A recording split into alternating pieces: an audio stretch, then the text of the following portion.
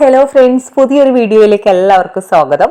എൻ്റെ കഴിഞ്ഞ കുറേ വീഡിയോകളിൽ റോസിൻ്റെ കാര്യങ്ങൾ ഒന്ന് പറയുമോ എന്ന് ചോദിച്ച് കമൻസ് ഉണ്ടായിരുന്നു. ശരിക്കും പറഞ്ഞു കഴിഞ്ഞാൽ നമ്മുടെ ചാനലിൽ ഒരു 25 വീഡിയോകളോ റോസിൻ്റെ മാത്രമാണ് ചെയ്തിട്ടുള്ളത്. പക്ഷെ അതൊന്നും ആരും കണ്ടിട്ടില്ല എന്ന് തോന്നുന്നു. പുതിയ ആൾക്കാരായിരിക്കും അല്ലേ. അപ്പോൾ ഞാൻ വിചാരിച്ചു റോസിന് ഒട്ടും വളർച്ചയില്ല, പൂവിടുന്നില്ല, കുരുടിച്ചു പോകുന്നു എന്നൊക്കെ പറഞ്ഞ് കുറേ കമൻസ് ഉണ്ടായിരുന്നു. അപ്പം റോസിൽ വലിയ പൂക്കൾ, നിറയെ പൂക്കൾ, അതിനുവേണ്ടി സീറോ കോസ്റ്റിൽ നമുക്ക് ഒരു പൈസയും ചിലവില്ലാതെ എങ്ങനെ അത് ചെയ്തെടുക്കുക എന്നുള്ള മാജിക്കാണ് ഞാൻ ഇന്ന് കാണിക്കുന്നത് കേട്ടോ. ആദ്യമായിട്ടാണോ കാണുന്ന ചാനൽ? അങ്ങനെയാണെങ്കിൽ ഒന്ന് സബ്സ്ക്രൈബ് ചെയ്ത് സപ്പോർട്ട് ചെയ്തേക്കണേ. നിങ്ങൾക്ക് എന്തായാലും ഉപകാരപ്രദമാകുന്ന വീഡിയോസ് എല്ലാ ദിവസവും ഇടാറുണ്ട്. ഒന്ന് സബ്സ്ക്രൈബ് ചെയ്തേക്കണേ. അപ്പം ഇന്ന് ഞാൻ കാണിക്കുന്നത് എന്താണെന്ന് വെച്ചാൽ, റോസിൻ്റെ ചെടിയിൽ നിറയെ പൂക്കൾ ഉണ്ടാവണമെങ്കിൽ ഏറ്റവും ബെസ്റ്റ് ആയിട്ടുള്ള ഒരു കാര്യമാണ് പഴത്തിൻ്റെ തൊലി. അപ്പം ഇത് ഫെർട്ടിലൈസർ ആയിട്ട് ആൾക്കാർ ചെയ്യും കേട്ടോ, കുറച്ച് വെള്ളത്തിലൊക്കെ ഇട്ട് വെച്ചിട്ട്. പക്ഷെ എന്താ അറിയോ, അതിനൊരു ബാഡ് സ്മെല്ലാണ്. 6 മാസം വരെ നമുക്ക് സ്റ്റോർ ചെയ്ത് വെക്കാം. അതുകൊണ്ട് ഇതാണ് കുറച്ചും കൂടി നല്ലതെന്ന് തോന്നിയിട്ടാണ് കേട്ടോ ഇത് കാണിച്ചു തരുന്നത്.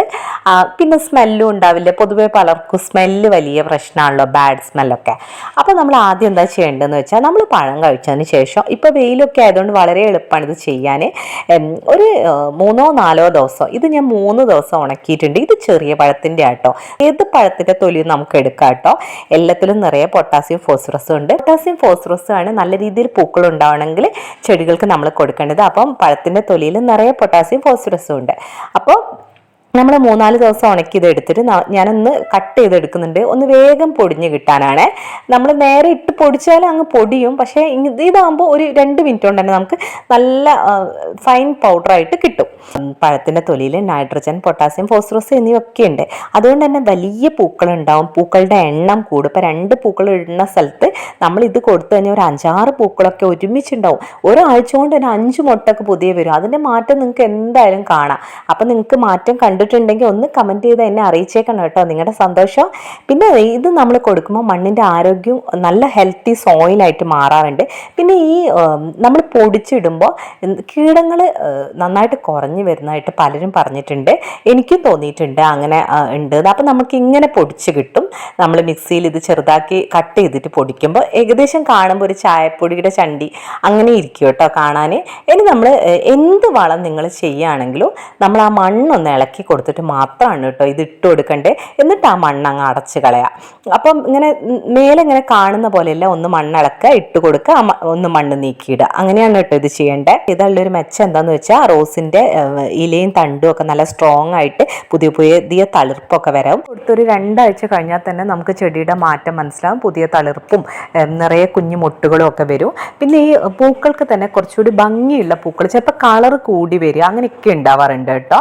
പിന്നെ നമ്മൾ ജൈവവളമായിട്ടാണല്ലോ ഇത് ഉപയോഗിക്കുന്നത്. അപ്പോൾ രാസവളത്തിൻ്റെ ഒരു ഇതില്ലാത്തതുകൊണ്ട് തന്നെ നമ്മുടെ സോയിൽ കുറച്ച് ഹെൽത്തി സോയിലാവും. പിന്നെ ഏറ്റവും വലിയ ഉപകാരം എന്താണെന്ന് വെച്ചാൽ, ചെടികൾ കീടങ്ങളുടെ ആക്രമണം റോസിന് എന്ന് പറഞ്ഞു നിറയെ കമൻസ് ഉണ്ടായിരുന്നു. ഈ ഒരു വളം നമ്മൾ ചെയ്യുന്നതോടെ നമുക്ക് കീടങ്ങളുടെ മൊത്തത്തിൽ അങ്ങോട്ട് തുരത്താൻ സാധിക്കും. മാത്രമല്ല നൈട്രജൻ കൂടുതൽ അടങ്ങിയോണ്ട് തന്നെ നല്ല രീതിയിലുള്ള ഒരു ചെടിയുടെ വളർച്ചയ്ക്ക് സഹായിക്കും. ഇപ്പോൾ ചാണകപ്പൊടിയൊക്കെ ഇടുന്നതിൻ്റെ സെയിം എഫക്റ്റ് തന്നെയാണ് ഈ ഒരു കാര്യം നമ്മൾ ചെയ്യുമ്പോൾ. പിന്നെ കൂടുതൽ പൂക്കൾ നിറഞ്ഞിട്ട് കാണാൻ നല്ലൊരു ഭംഗിയായിട്ട് വരും. പ്ലാന്റിലേക്ക് നോക്കുമ്പോൾ തന്നെ ഒരു സന്തോഷം നമുക്കുണ്ടാവും. അപ്പം 5 പൈസയുടെ ചിലവില്ലാതെ നമ്മുടെ മണ്ണും നല്ലതാവും, ഇലകളൊക്കെ നല്ല പച്ചക്കളറാവും, നിറയെ പൂക്കളുണ്ടാവും. അങ്ങനെ നിറയെ ബെനിഫിറ്റാണ് കേട്ടോ ഈ ഒരു കാര്യം ചെയ്യുമ്പോൾ.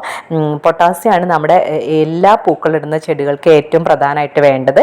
അപ്പം നിങ്ങൾക്ക് ഈ റോസിന് മാത്രമല്ല, പൂക്കളുള്ള എല്ലാ ചെടികൾക്കും ഇത് ഉപയോഗിക്കാം കേട്ടോ.